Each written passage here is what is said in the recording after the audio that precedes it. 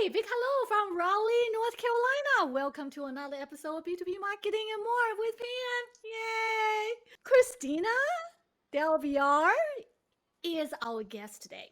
And she's the author of the book called Sway. Does that sound cool or what? And the book is all about marketing strategy, revenue, and growth. Woohoo!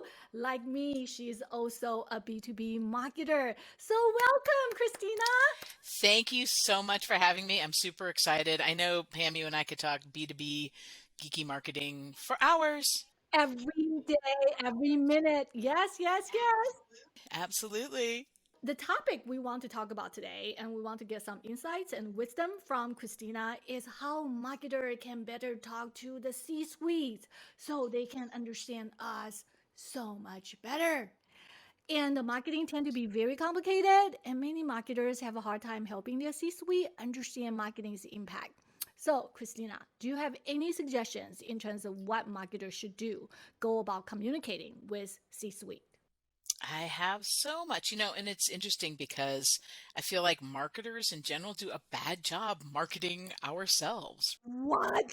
That is not true. I'm completely offended. Maybe you're like amazing at it. There's some people who are amazing at it. But I think that's kind of the key issue that we have as marketers is really understanding, first off, that we are speaking a very different language than the leaders of our companies are speaking. We are in our day to day, our minutia, and really trying to help the company overall. But then we have a really bad way of articulating what that is to leaders. So basically, whenever I go into a board meeting, I have one slide and it shows the revenue that we brought in for our company. And it usually is all of the revenue that the company brought in because we had an impact in that some way, shape, or form along that entire customer journey. And we'll start with that number and then we can have conversations about it. And so that's where I start. Now, obviously, not everybody's going to be going into a board meeting. And so how do you talk about it? How do you phrase it? And how do you think about it?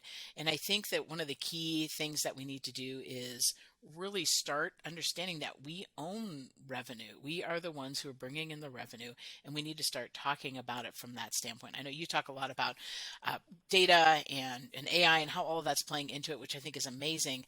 And we need to take that and really talk about what it is that we're doing, the value that we're bringing, the impact that we're having from the standpoint of revenue.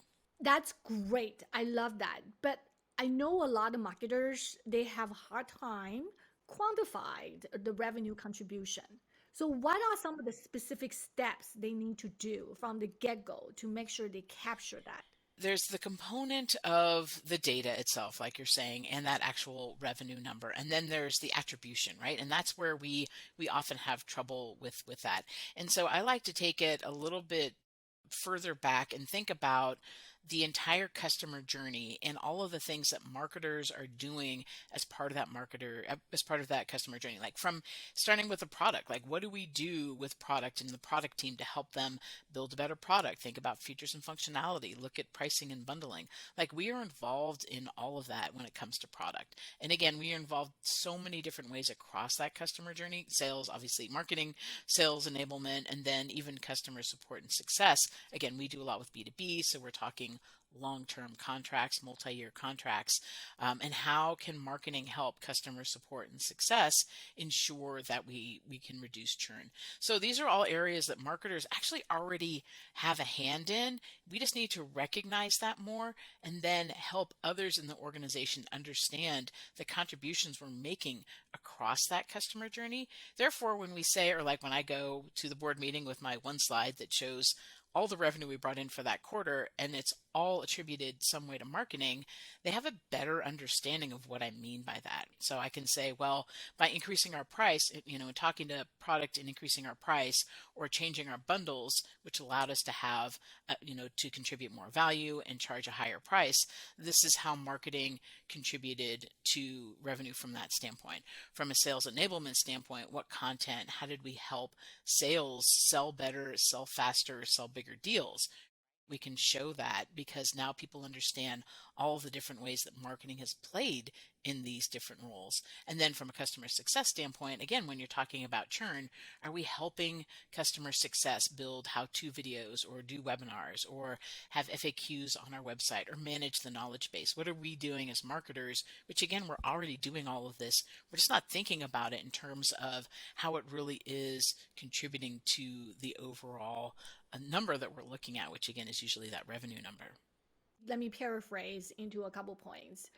Number one is to expand marketing's influence, kind of like when I call it upstream, like as a part of product development, as a product, the bundling package, if you are selling SaaS-based platforms or whatnot, understand in terms of how the pricing work.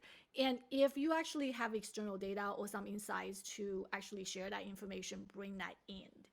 And so that's on the product side. And on the sales side is obviously sales enablement. What can you do to actually support them? One of the easiest way to support them is actually share the content with them, especially for the loan purchasing cycle. Content is one way of doing it. And also if you understand their sales stages, and along the different sales stages, what can you do to actually support them? But I think in order to do that, you have to understand what their needs are. Would you agree? Especially on the sales side, you have to understand what they do, what they need, then you kind of tailor your support specifically for that needs. Absolutely. And I know we do that in marketing with our own roles. We're trying to get better at it from a sales and a sales enablement standpoint. And then from the product standpoint, I think it's important to consider sharing things in context, right? So like when we're talking about why we need this feature or function or why we want to bundle it this way, or why we need to maybe listen more to our customers and, manage an advisory committee, whatever that looks like, we need to put everything in context so they understand what it is that we're trying to accomplish and how we can help them. And I think that goes very much to sales as well. There's so many times when we're like, okay, here's a script or here's a case study, right? We don't really explain how to use the content that we're developing. And like you're saying, at what stage we should be using it, right? Like this is a perfect piece for when you're nurturing it. Like if you have a really long sales cycle that's 18 months, like at 12 months, this is a good piece to use, right? Like we need to help them understand how to use that content as well. Another thing I would like to get your thought is obviously for marketers, a lot of things we do, especially the money we spend on, tend to be for campaigns and outreach. Doesn't matter if it's inbound and outbound, right? And it's driving leads, brand awareness, and drive demands. And a lot of information we checking in terms of marketing's performance is based on the past campaigns we have run. And you said that's a lagging indicators. Yes, in a way, because, well, that's share the results of the campaigns we have run in the past 6 months. If that's a lagging indicators, and you mentioned leading versus lagging indicators, can you talk to us a little bit more about that? Yeah, and I think that this is another problem that marketers have because if you think about it, first off, again, we are in our day-to-day minutia, right? So we're like, oh, web traffic increased today. This is great. It really doesn't mean anything to our CEO. It may not even mean anything to your CMO, right? Because they're trying to understand great, you have that, and that's nice, but how is that going to help us get to our goals, right? And so these lagging indicators, again, we as marketers, we need to have that. We need to measure that. We definitely want to show ROI for the campaigns that we have. No question about that. But if we're talking about leading indicators, we're talking about how is this now going to predictably have usually revenue growth or growth of some kind. What is this going to lead us to, right? And so this is why it's really important. So if you think about, let's just take an example, right? Like let's say you have 20,000 visitors to your website this month or this quarter. I'm making up numbers, probably not. Hopefully it's higher than that. But so if you go into a meeting and you say we had 20,000 website visitors, there's like no context around it and it means nothing. It means nothing to leaders, right? So a good way of saying but it's still talking about, it's still like lagging, is to say we had 20,000 visitors, which is a 10% increase. So now they're like, oh, okay, you spent some money and now you've increased by 10%. So that's a good way of talking about it. But a better way would be to say we increased our target audience, website visitors by 10% because we knew what they were looking for and we created content and delivered specifically for that audience. So that's like a better way of saying it. But best kind of combines the lagging and the leading would be to say we increased our visits by targeting our audience by and increased it by 10% due to our campaigns that we, knew we were going to do. And we expect that this will lead to 20% more pipeline and 10% more revenue, right? And so you're trying to, everybody, we don't really talk about it, but everybody in the company is trying to get to predictability, right? Like that is how you can say, okay, this is what we're expecting.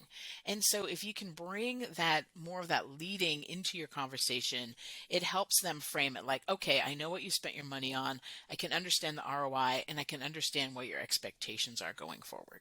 Actually, we can take one step further, if you will. And I like the way you expand it, right? It's not just about 20% growth, but you talk about 20% growth in a way that in relationship to how you're going to help the sales, how it's going to help the business objective, and also that you really narrow down to a target audience. We can also expand it a little bit more, take all your points, if you will. Sometimes if you use IP sniffer, you can see which account or what companies that actually come to our website.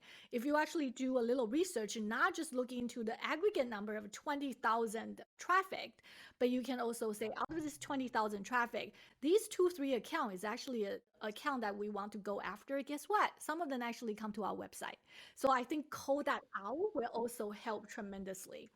Or, to your point, even if, again, because we're in B2B, so we have multi-year contracts usually, like if we see that there's even one of our customers is on our site, and so that might mean that not everybody in the company, in that particular company, knows that they already have the solution, or maybe they're looking for something else from our solution. So it's a good opportunity for those, the account managers to go take a look and see what's happening, or customer success to hopefully either reduce churn or help when it comes time to renewal as well. All this, honestly, Christina, I agree with you, but it does require some work on the marketing side.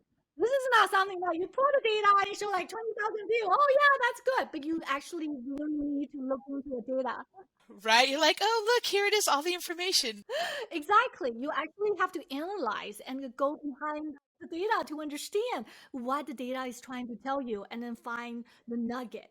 It's work.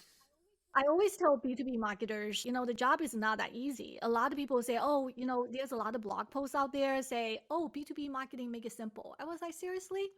It is hard work. There's no shortcut, everyone. There's no shortcut. This is no, and it's funny. I think I was like at a Starbucks one time, and I don't know how it happened, but the barista was like, "Oh, what do you do?" And I said, "Marketing strategy." She's like, "Oh yeah, that seems really easy. Maybe I'll get into that." And I was like, "Well, 30, No. many degrees, 30 years of pain, Exactly. Therapy sessions, a lot of drinking. a lot of drinking, right?" Somebody once asked me, like, if you were to tell a marketing person or somebody who's interested in marketing, what's the one thing they really need to focus on? And that is understanding data, right? Like if you're afraid of it, you don't want to touch it. I think and there's so many things that marketers could do better. And one of them is like literally owning the technology, right? I know, your book about AI is really important and critical. It's not just about AI and how it's used in marketing right now and how that will help you become a better marketer and help your company succeed both professionally and from a business standpoint. But it has to do with marketers understanding that we can use this technology to do our job better and show that influence and impact and value that we're bringing.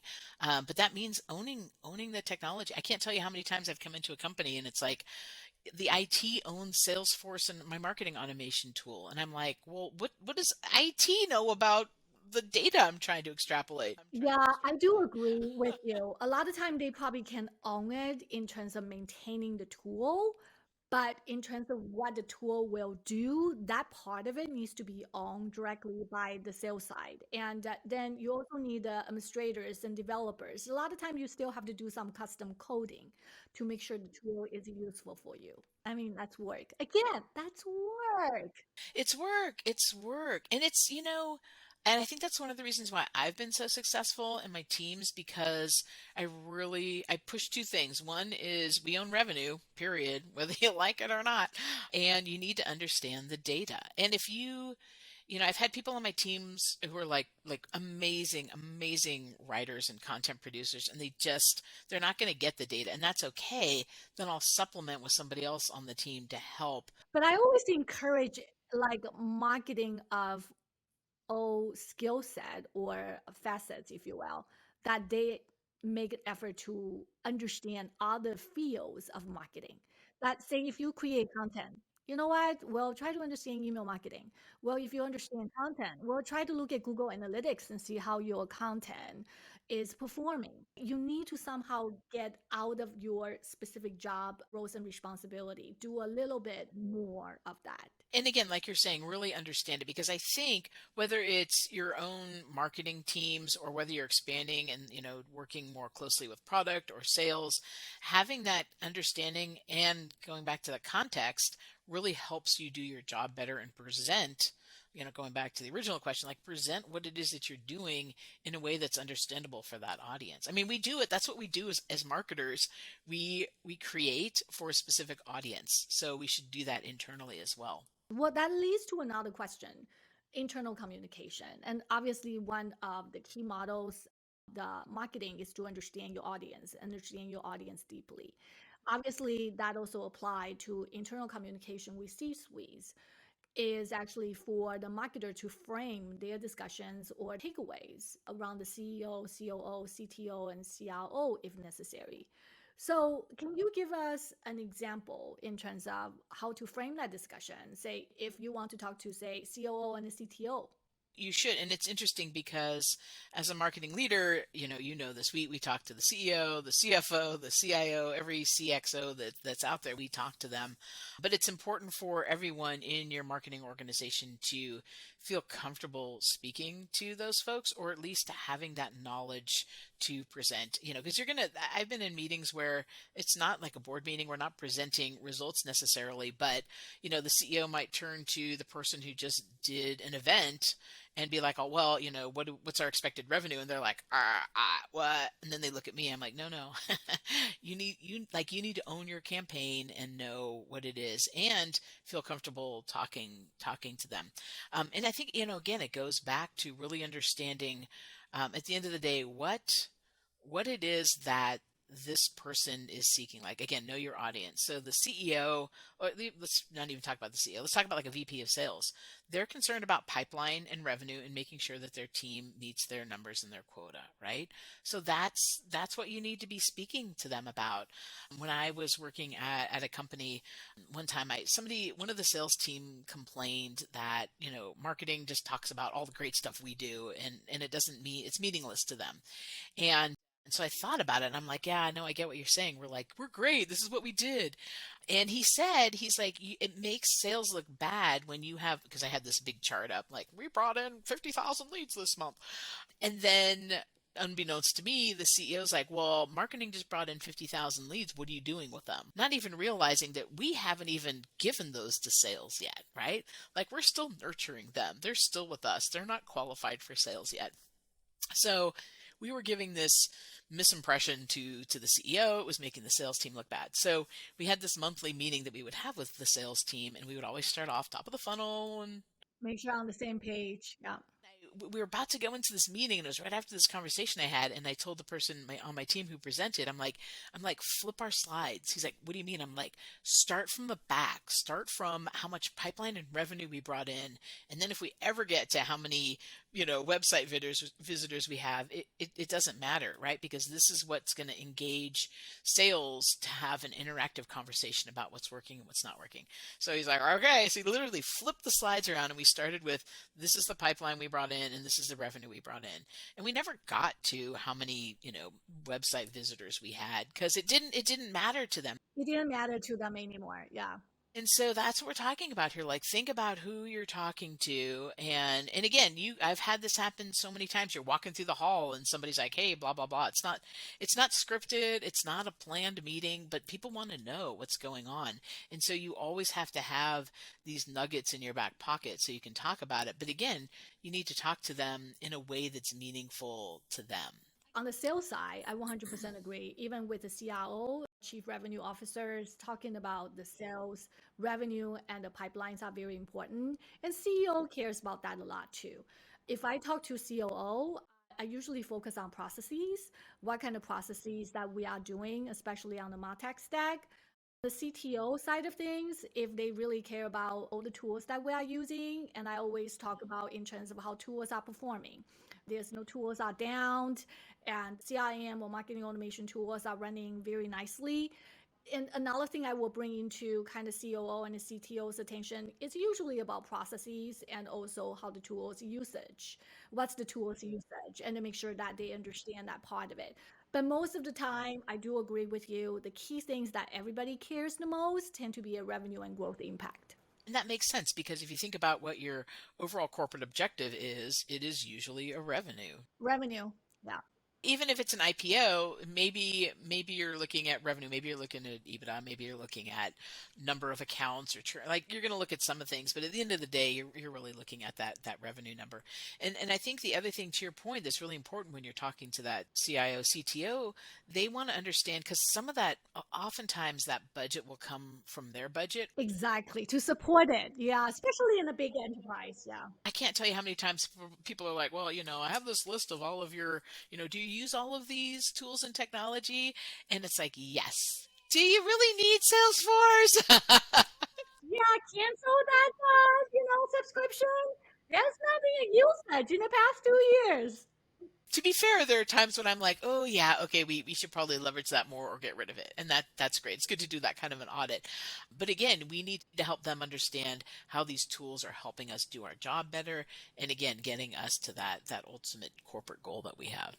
So, what is one thing that marketers need to do when preparing their communication or presentation to C suite? If you actually have a one advice, what would that be? I would say keep it short. I love that. I like that. And it doesn't need to be a fancy, pretty slide. Again, I literally just throw up a number. It's like, 4.5 million this quarter, right? 5 million, font size Right? 78. Keep it super simple because what you want is you want them to take that away immediately and then you still need to have that backup material because they're going to ask more questions about it, which is fine. I would just say keep it simple and keep it to the point. And again, what it is that they're looking for, right? If the CTO is trying to understand how you're leveraging the technology and do we need all these licenses, then start with that. If the CEO wants to understand, what revenue is happening, talk about that. Sales pipeline, right? It's product really wants to better understand how people are using their product and marketers tend to have that information because we own all the tools that people are communicating with, whether it's chat or things like that, right? So there's definitely ways that you can consider it. And if you don't know, simply ask them. Like what I motivates you, 100% right? agree. I know, have a Ask, just ask. conversation. Just ask, right? Just ask. It was funny. I had a conversation with an engineering team. I basically made them come to a marketing brown bag once, and they were just like, like the fact that they even showed up was great, but they were like all on their phones eating their lunch, and at one point I was like, look, this is the role you can help my team. We need data about how our customers are using our products, and we need to get some information on case studies.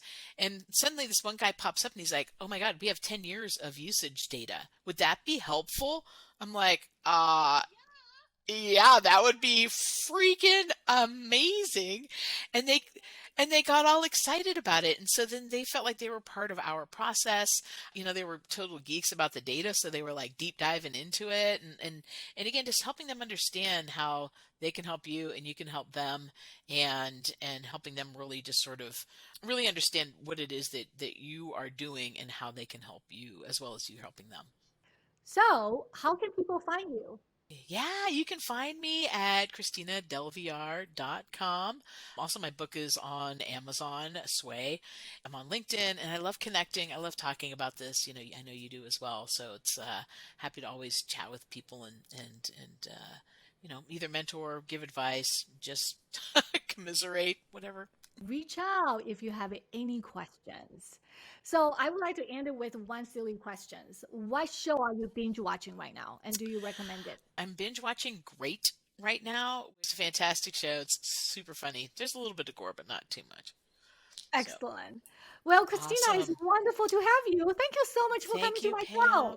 Yeah, Take thank you. care. Thank you, everybody. Bye bye. Bye bye.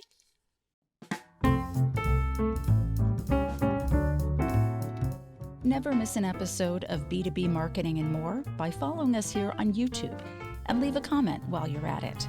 You can also find episodes wherever you get your podcasts.